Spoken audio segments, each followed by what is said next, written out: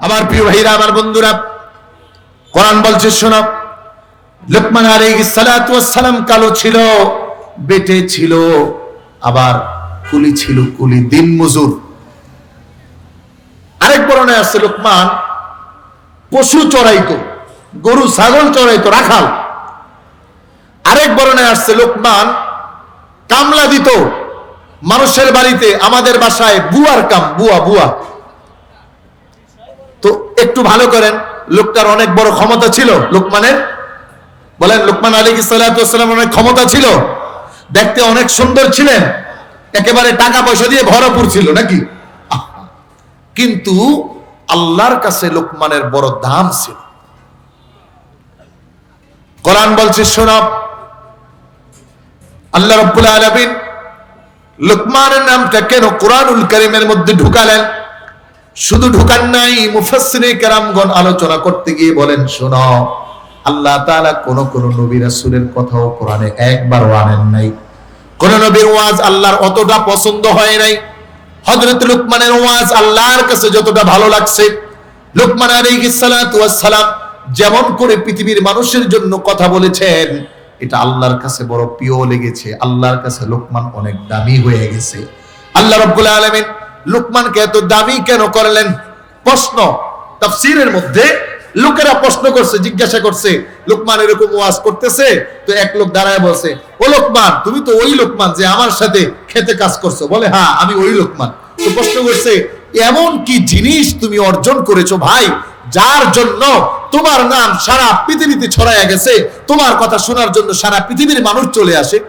তো লুকমান আলাইহিস সালাতু ওয়াস সালাম বলতেছে, আমি দুইটা জিনিস অর্জন করেছি। কয়টা? কয়টা বলেন? আজকের ওয়াজ থেকে শিক্ষা কয়টা জিনিস? দুইটা। এক নাম্বার, লুকমান বলেন, আমি আমার এই জবানে মিথ্যা বলি নাই। আর আমরা এখন যারা রাজনীতি করি, মিথ্যা বলার প্রতিযোগিতা নিয়ে রাজনীতিতে আসি। কার ব্যাপারে কে কত মিথ্যা বলতে পারবো? রাজনীতির বাহিরেও যদি আমার দল আলাদা হয়, আমার অপছন্দের মানুষ হয়, কে কার থেকে বেশি মিথ্যা তার ব্যাপারে বলা যায়, এটা ভাইরাস ছড়াইতে ছড়াইতে ইল্লা মাশাআল্লাহ এখন হুজুরগো মধ্যে ছড়াইছে।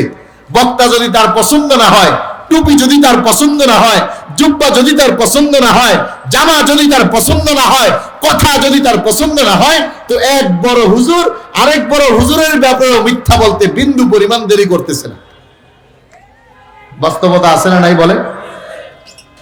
এজন্য লুকমান বলেন, আমি আমার রবের কাছে প্রিয় হইছি। ভালো করে খেয়াল করুন, অনেক নামাজ, অনেক ইবাদত, অনেক রোজা, অনেক সদকা, একটাও না। লুকমান বললেন অনলি ফর দুইটা জিনিস। এর এক নাম্বারটা হলো আমি জবানে মিথ্যাকে ছেড়ে দিয়েছি, আর দুই নাম্বারটা হলো আমার জবানটা কাজ ছাড়া কাজে লাগাই নাই, অহেতুক কথাবার্তা বলি নাই। আল্লাহু আকবার। আমাদের সবচেয়ে বড় বিপদের জায়গা হলো মুখ, সবচেয়ে বড় বিপদের জায়গা। এজন্য আল্লাহর হাদিস বলেন, মান আদমানু লি মা বাইনা লিহইহি ওয়া মা বাইনা রিজলাইহি আদমানু লাহুল জান্নাহ। যদি কোনো মানুষ তার দুই পায়ের মধ্যবর্তী স্থান আর দুই চোয়ালের মধ্যবর্তী স্থানের সিকিউরিটি আমাকে দেয়, তাহলে আমি মুহাম্মদুর রাসূলুল্লাহ ওই উম্মতকে আমি গ্যারান্টি দিচ্ছি, ওকে জান্নাতে না নিয়ে আমি যাব না। তাকে জান্নাতে আমি রাসূল ঢুকাবো। এখন আমাদের মুখ তো বন্ধ করা যায় না, মুখ বন্ধ হয় না, বলতে পারলেই মনে হয় বাসি না। ভাই, এটাকে হেফাজত করা, শুধু একটাকে হেফাজত করলে কোরআনের এই হাদিস, রাসূলের জবানের এই হাদিস, এটা প্রমাণ করছে একটা মানুষ নাজাত পাওয়ার জন্য এটাই যথেষ্ট।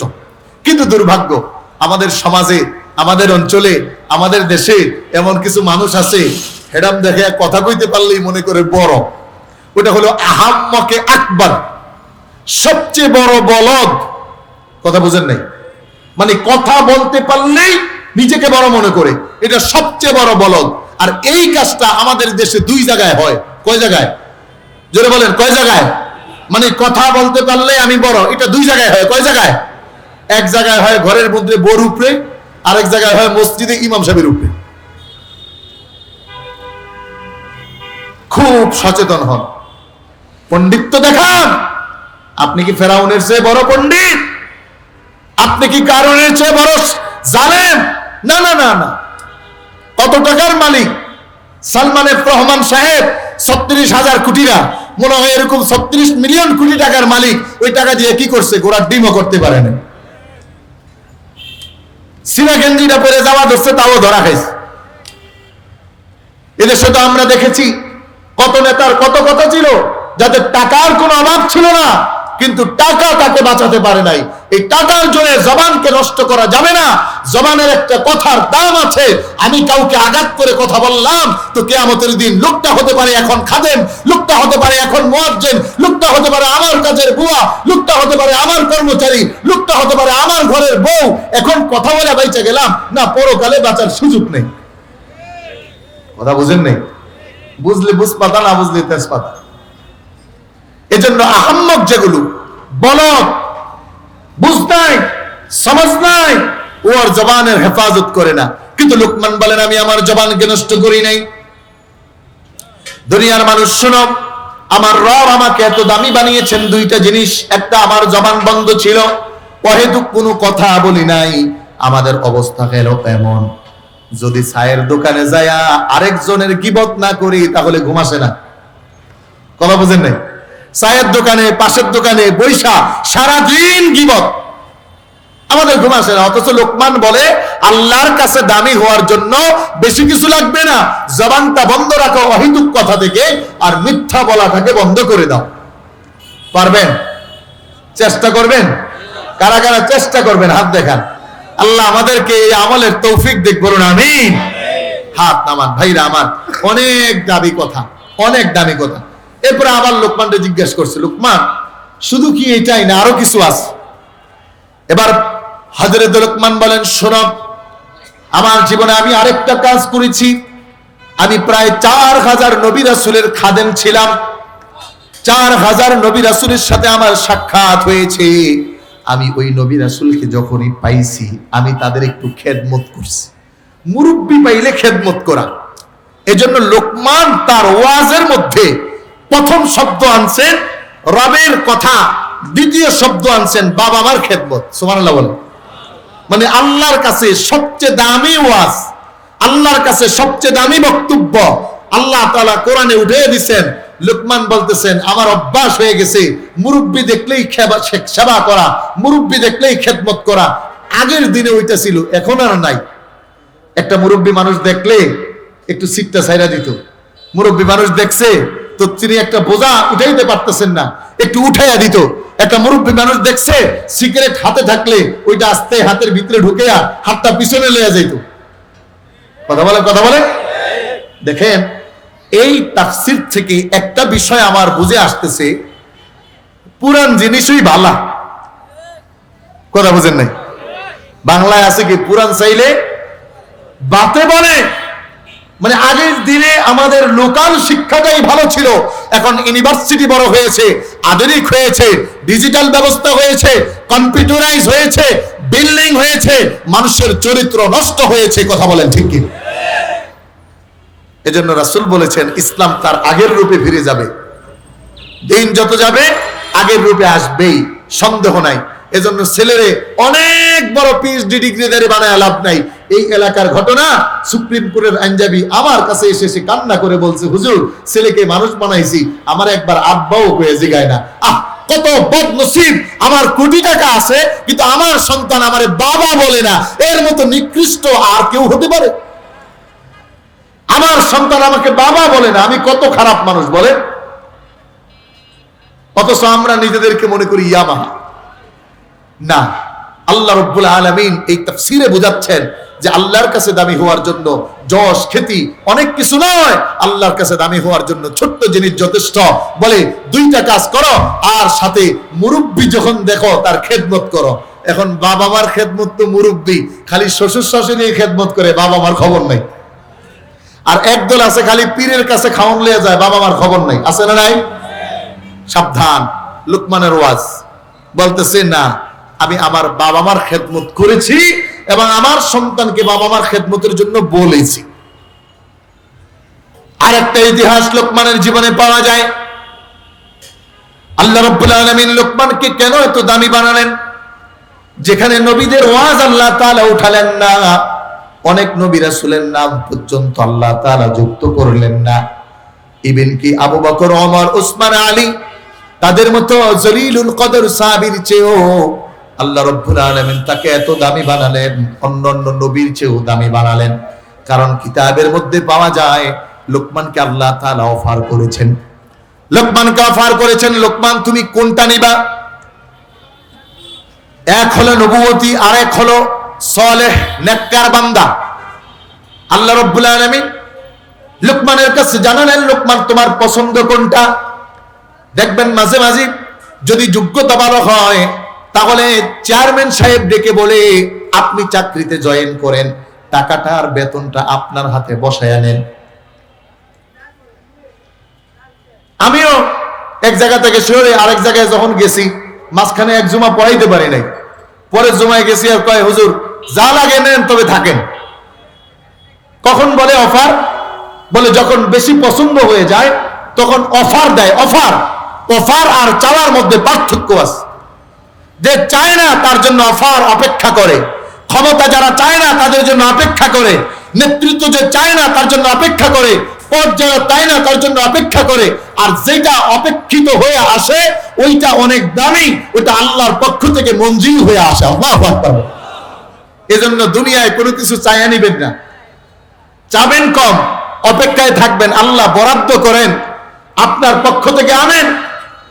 লোকমান বলে আমাকে অফার করা হলো, আমি বললাম আমি নবুয়তির দায়িত্ব নিব না, কারণ নবুয়তির দায়িত্ব বড় কঠিন, এটা সমাপ্ত না করতে পারলে আমি জবাবদিহিতায় যাব।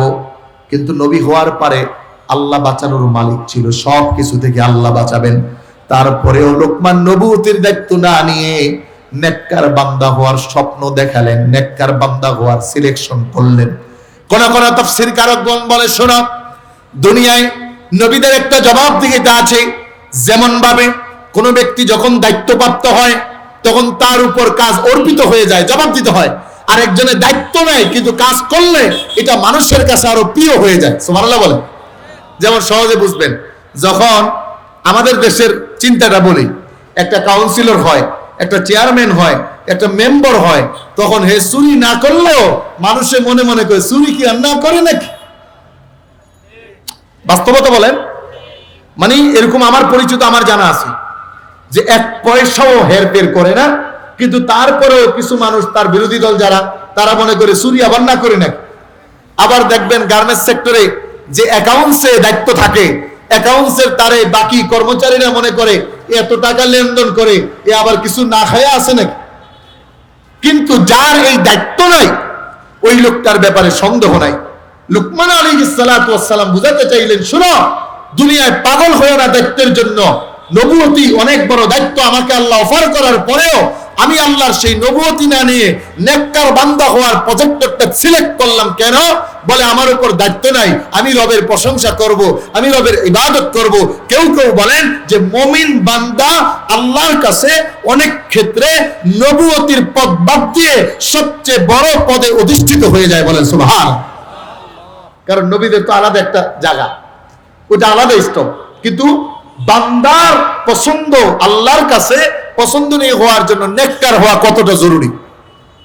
আমরা এখন সব হই, ভালো ইংরেজি পারি, অঙ্ক পারি, গণিত পারি, ভূগোল পারি, রাজনীতি পারি, মারামারি পারি, ধমকাইতে পারি, টাকার গরম দেখাইতে পারি, ব্যবসার গরম দেখাইতে পারি, কর্মীর গরম দেখাইতে পারি, ঠন ঠন কোরআন শরীফ পড়তেও পারি না, বাবার জানাজার নামাজ পড়াবো ওইটাও পারি না, নিজে পড়বো ওইটাও পারি না, সূরা ফাতিহা পড়তে দাঁত ভাঙে। আছে না নাই? জোরে বলেন। এটা বেশি সত্য, এই জন্য সব চুপ হয়ে রয়েছেন। তো ভাই আপনার কোয়ালিটিটা কি আল্লাহর কাছে বলেন?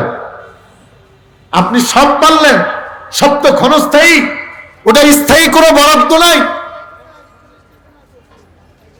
লুকমান বলেন না, দামি হও সাধারণ একজন মেতর কুলি থেকে, সাধারণ একজন কর্মচারী থেকে।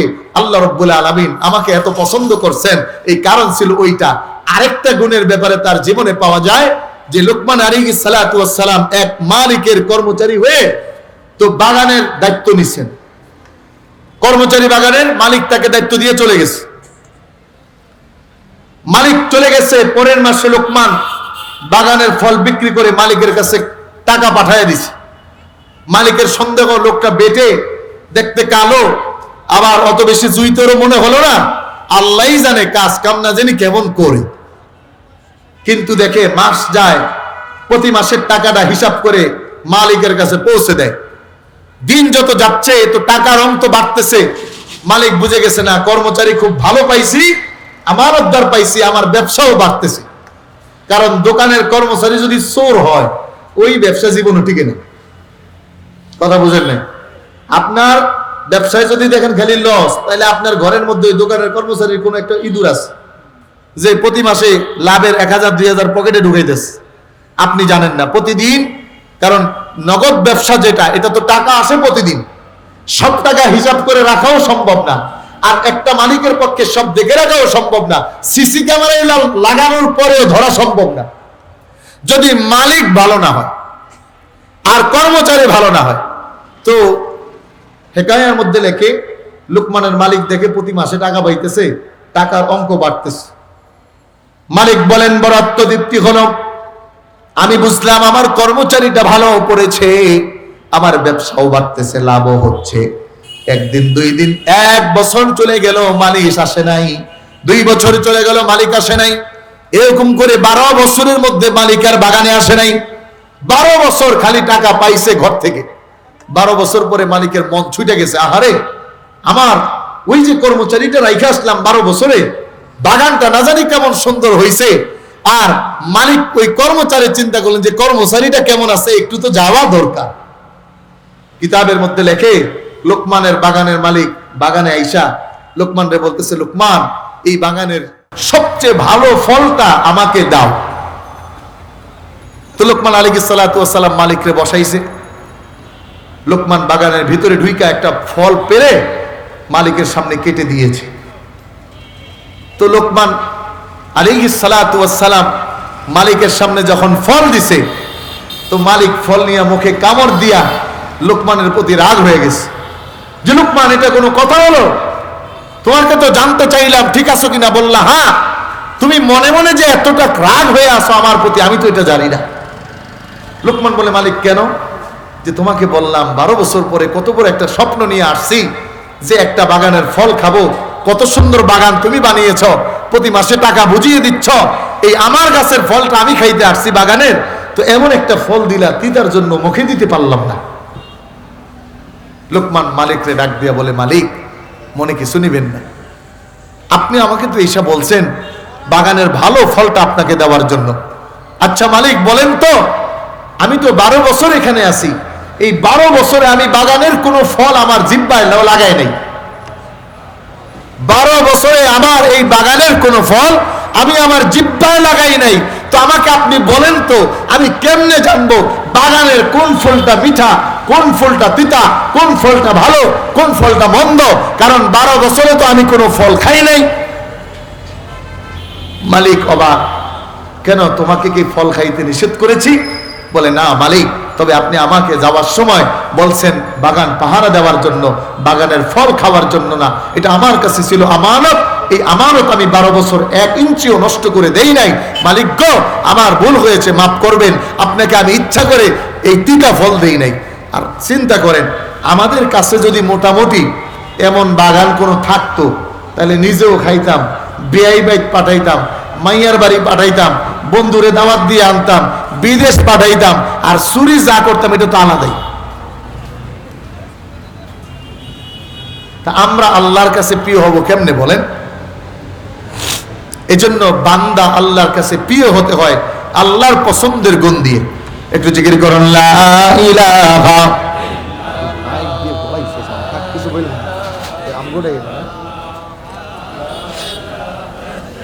মাশাআল্লাহ, লা ইলাহা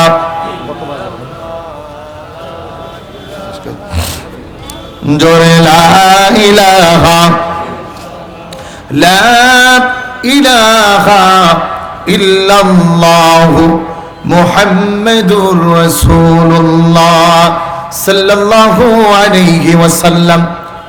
এই লোকমান আলাইহিস সালাতু ওয়াস সালামের এই আমানতদারিতার গুণ ছিল বলে আল্লাহ তাআলা তাকে পছন্দ করে কোরআনে তার নামে সূরা পাঠাইয়া দিয়েছে। এজন্য সামনে আমরা আমানত রক্ষা করব তো ইনশাআল্লাহ। জোরে বলেন, করব তো ইনশাআল্লাহ। আমি সূরা লোকমান থেকে 2টা কথা বলে আলোচনা সমাপ্তির দিকে যাব। প্রায় 11:40 বেজে গেছে। সম্মানিত হাজিরিন, লোকমান তার ছেলেকে ডাক দিয়া কাছে বসাইয়া নসিহত করতেছেন। ও বাবা, ইয়া বুনাইয়া লা তুশরিক বিল্লাহ, বাবা গো, তোমার জীবনে আমাকে দেওয়ার মতো অন্য কিছু চাই না, যে তুমি আমাকে অনেক বাড়ি করে দিবা, গাড়ি করে দিবা, আমার জন্য অনেক অর্থ বরাদ্দ করবা না। আমার চাওয়া হলো তুমি তোমার জীবনে আল্লাহর সাথে কাউকে শিরক করবা না। দেখেন, আপনি আমি বাবা, কত এসে বলে হুজুর ছেলেটা কথা শুনে না, মেয়েটা আমার মতো হয় নাই। এই ক্যান্টনমেন্টের মধ্যেই চাকরি করে একজন বড় পদের মানুষ, গত 4 বছর ধরে একই কথা, হুজুর মেয়েটা কথা শুনে না।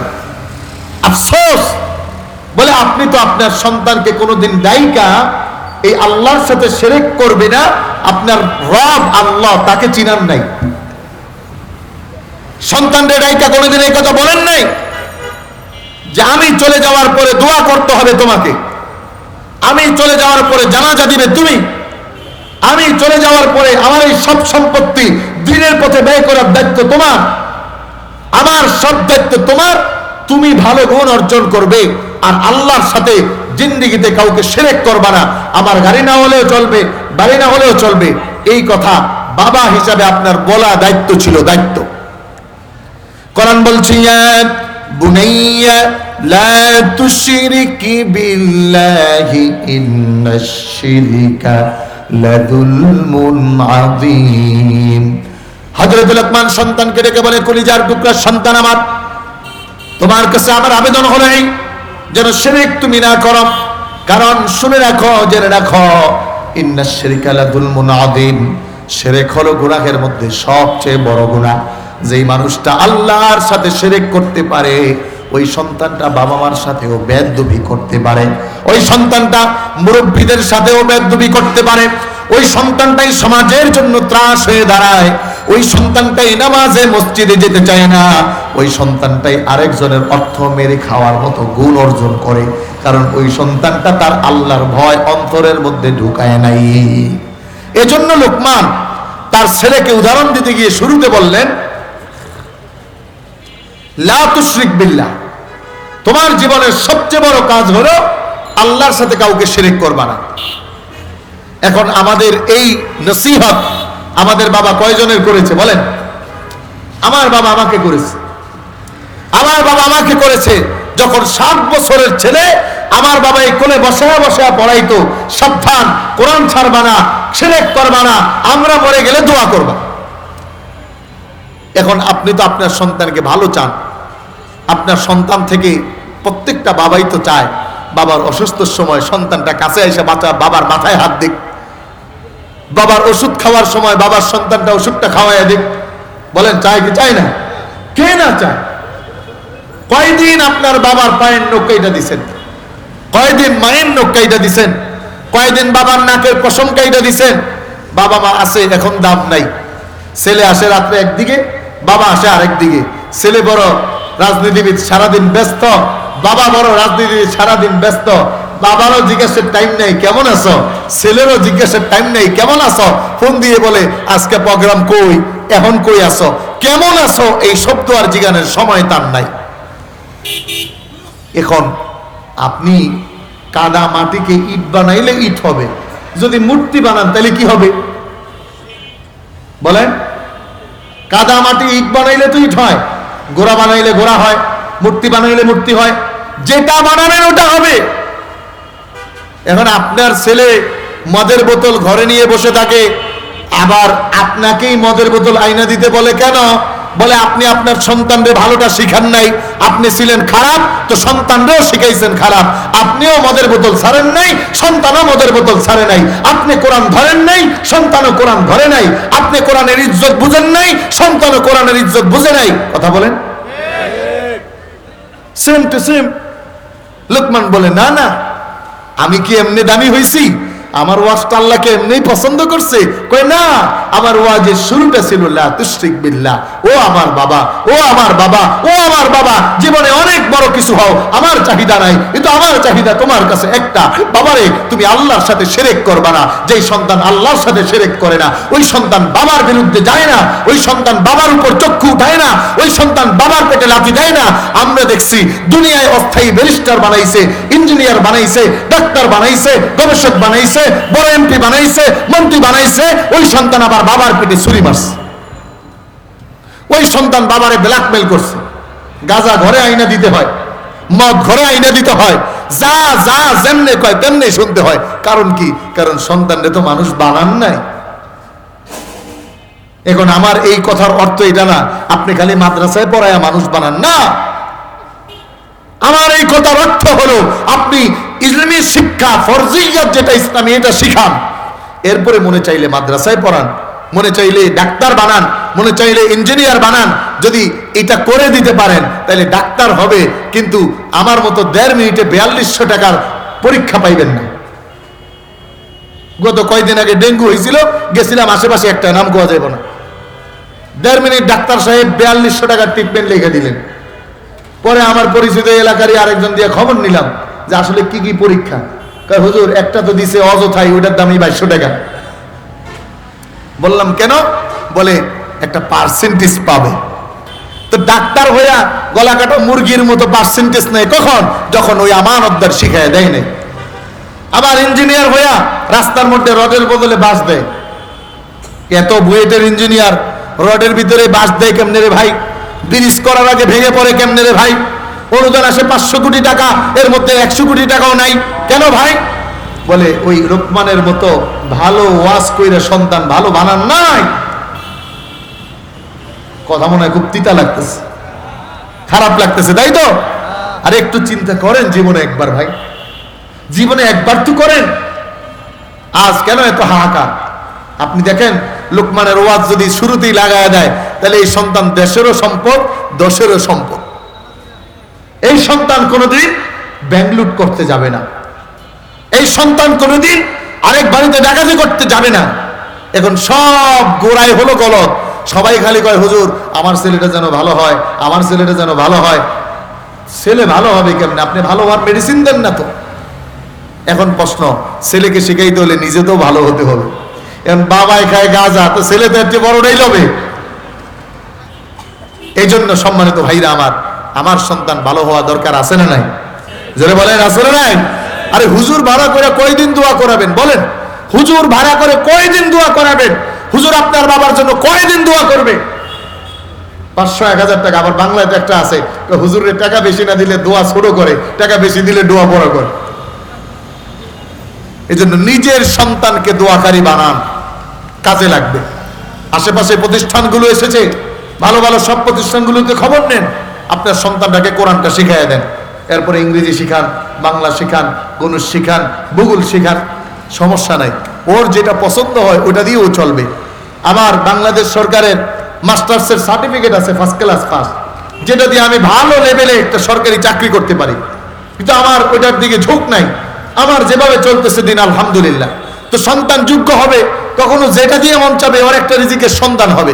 এখন আপনি তো ওরে খালি মূল শিক্ষা না দেয়া দুনিয়ার সব শিক্ষা দিয়ে সন্তানগুলোকে ভালো করার মেডিসিন দিতে হবে। 2 নম্বরে লোকমান সন্তানকে, এটা বলেই শেষ করছি আমি, সন্তান লোকমান সন্তানকে ডাক দিয়ে বলতেছে, ও বাবা, ওয়াসাইনাল ইনসানা বিওয়ালিদাইহি হামালাতুহু উম্মুহু কুরহা ওয়া ওয়াদাআতুহু কুরহা। খুব খেয়াল করেন, লোকমান ছেলের রেখে বলতেছে, বাবা, বাবা মার খেদমত করবা। এইটা বাবা এবং মা দুইজনের জন্য বললেন। এরপরে বাবা বলতেছে, হামালাতহু উম্মুহু কুরহা ওয়া ওয়াদাআতুহু কুরহা। বাবারে, তোমার মায়ের দিকে একটু বেশি খেয়াল রাখো, কারণ তোমার মা তোমাকে 10 মাস 10 দিন পেটে নিছে, মা তোমাকে 2 বছর দুগ্ধ পান করাইছে। বলে এই উসুল থেকে কোরআন শিখায়, কোন বাবা যদি সন্তানের কাছে তার মাকে বড় করে, তার মাকে দামি করে, তার মাকে সম্মানিত বানায়, তাহলে ওই সন্তান তার বাবাকে অটোমেটিক সম্মান দিবে। সুবহান। এখন আমরা কি করি? ঘরের মধ্যে খালি জাতি, বুঝেন নাই কথা? সন্তানের সামনেও ধমকাই, সন্তানের সামনেও ঝগড়া করি, সন্তানের সামনেও তাকে টর্চার করি, অনেকে তো মাইরও দেয়। তো আপনি কেমনে পাবেন? থিওরি তো মিস্টেক। কোরআনের থিওরি বোঝায় যে তুমি বাবা মার খেদমত করবা, তবে ওয়াহনান আলা ওয়াহনিন ওয়া ফিসালুহু ফি আমাইন আনিশকুর লি ওয়া লিওয়ালিদাইক। তোমার মা তোমাকে কষ্ট বেশি করে পালছে, তুমি তোমার মায়েকে সম্মান করো, মায়ের অবদান ভুলে যাও না। কোরআনের থিওরি এই ইঙ্গিত করে যদি বাবা মার সম্মান বাড়ায় সন্তানের সামনে, তো ওই বাবার সম্মান অটোমেটিক সন্তান বাড়ায় দেয়। সুবহানাল্লাহ। এখন আমরা খালি ঝগড়া করি, টিকটকের যুগাইছে, লাইকের যুগাইছে, একেবারে তো হুরস্তুর। আর শ্বশুর বাড়ির যারা আছে তারাও আবার তেল দেয়, একেবারে সংসারের সন্তান ভালো হওয়ার নিম্নতম আশাটুকু শেষ, যার কারণে আগামী ভবিষ্যৎ নিয়ে বড় দুশ্চিন্তা। কারণ এখন আর ছেলেরা যোগ্য হয়ে, যেমন ধরেন একজন নায়ক হবে, তো যোগ্যতা সম্পন্ন নায়ক হয় না, টিকটকে নায়ক হয়ে গেছে। কথা বুঝেন নাই? যোগ্যতা সম্পন্ন নায়ক খারাপ কাজ, এটাও তো একটা যোগ্যতা লাগে, লাগে না? এখন এই আধুনিক যুগ আইসা এখন আর গায়ক হওয়া লাগে না, ওই টিকটকে বড় গায়ক হয়ে গেছে, বড় সেলিব্রিটি হয়ে গেছে। কেমনে? পরে বিছানার খবর দেখায়, স্বামী স্ত্রী একলগে ঘুমিয়ে আছে, ওইটা ভিডিও দীক্ষা স্টার হয়ে গেছে। এদেরকে আবার আমাদের সময় টিভি, বিভিন্ন টিভি চ্যানেল নিয়া তাদেরকে বলে আপনারা তো এখন সফল। ও নাকি সফল? ওর ঘরের বেডের কাহিনী দেখায়া, বোর সাথে স্বামীর সাথে অভদ্র আচরণ দেখায়া, সন্তানের সাথে ধোঁকা দেখায়া সে এখন সফল হয়ে গেছে, স্টার হয়ে গেছে। আল্লাহর কসম, আল্লাহর কসম, আল্লাহর কসম, আগামীর ভবিষ্যৎ বড় জটিল। সন্তান ক্রিয়েটিভিটি হচ্ছে না, একটা সন্তান কামলা দিবে এই যোগ্যতা নাই। আজকে যদি সমস্ত পৃথিবীর আধুনিকতা ফল করে, সবটা জড়িত আছে চুম্বকের সাথে। আল্লাহ যদি আজকে চুম্বককে বলে তোর পাওয়ার শেষ, সব শেষ। এজন্য সমজদার হন, এখনই সময় আমার সন্তানটাকে ভালো বানানোর চেষ্টা করে যাবে তো ইনশাআল্লাহ। তাহলে লোকমানের মতো ভালো গুণগুলো নিব এবং ওই ভালো গুণের কথা সন্তানকে বলবো। ভাই, সন্তানকে দূরে রাখেন না। অনেক বাবা বলে সন্তান এগুলো ডাইকা কোয়া যায়, অনেক ছেলে বলে দূর আব্বার লগে বইয়া কি কথা কোয়া যায়। মানে বাবা মার সাথে সন্তানের সম্পর্ক দূরত্বে। আর কিছু আধুনিক আছে যারা বলে ফ্রি, এই ফ্রির নামে বাবা মার সামনেও প্রেমিকার লোকে কথা বলে। মানে এটা হলো আরেক আযাব। শরীয়ত বলে সন্তানকে বন্ধু বানাও, সেটা হলো বন্ধু সুলভ আচরণ থাকবে, কিন্তু বাবার সম্মান সন্তান নষ্ট করবে না, বাবার সামনে হাফ প্যান্ট উঠে আঁটবে না, বাবার সামনে লঙ্গি ধরে আঁটবে না। এটা হলো আদবওয়ালা সন্তান। আর আধুনিকতার ফ্রি হয়েছে বটে, তবে শয়তান হয়ে ফ্রি হয়েছে। বাবাও প্রেমিকার লোকে কথা কয়, পোলায়ও কথা কয়, টিকটক বানাইতেছে। এজন্য সমজদার হন। সময় চলে যাচ্ছে ভাই, দুনিয়া খারাপ হবো তাই আমিও খারাপ হবো। সবাই মদ খাইলে আমিও খাবো, সবাই গু খাইলে আমিও খাবো, তা তো খাবো না। এজন্য আমরা যেন সমজদার হই, আল্লাহ যেন আমাদের বুঝদান করে। সকলে বলেন আমিন। আমি আলোচনা বাড়াচ্ছি না, অনেক অসুস্থ, কথা বলতে অনেক কষ্ট হইল। এরপরও বললাম আমার জন্য দোয়া করবেন, বিশেষ করে মাদ্রাসার জন্য দোয়া করবেন। দেখি একটি মাদ্রাসা দারুন নাজাত, এটা বাংলাদেশের একটা ইতিহাস খ্যাত মাদ্রাসার নাম। অতএব এই দারুন নাজাত মূল শাখা যেটা, এটা আমিও পড়েছি, ওরা এখানে ক্যাডেট দিয়েছেন, জানি না দারুন নাজাতের কেউ সংশ্লিষ্ট আছে। তো লুকমান আলাইহিস সালাতু ওয়াস সালামের নাক ছিল বোসা, আবার তিনি ছিলেন বেটে। বেটের লিমিট থাকে কিন্তু একটু বেশি। আমরা বলি না বাট্টা মানুষ একটু বেশি। তো আরেক বর্ণনায় আসছে, কয় যেমন ছিল বেটে তেমন ছিল নাক বোসা, আবার তেমন ছিল কালো কুৎসিত। মানে বাংলা ভাষায় বলি, কিন্তু দেখতে কুৎসিত না, কারণ কারো মানুষটাও বানাইছে কে? লাকাদ খালাকনাল ইনসানা ফি আহসানি তাকওয়িম। সব মানুষকে আল্লাহ সৌন্দর্য দিয়ে বানাইছে। সুবহানাল্লাহ বলেন। আমার গত হজের সফরে মালির একটা বোন, আমি বসে আছি একটা খাবার নিয়ে, ও এসে আমার কাছে খাবার চাইলো, আমি ওকে খাবার দিলাম, পাশে বসলো, বললো আলহামদুলিল্লাহ। বতান মানে দেশ কোথায়? বললাম বাংলাদেশ। তো বলে মিয়া মিয়া, ভালো। তো আমি খেয়াল করলাম যে তাদের কালো হলেও আল্লাহ তাআলা এই যে খলাকনাল ইনসানা ফি আহসানি তাকওয়িম, এই আহসানের নমুনা কালো হলেও আল্লাহ তাআলা সৃষ্টির মধ্যে রেখে দিয়েছে। বলেন সুবহানাল্লাহ।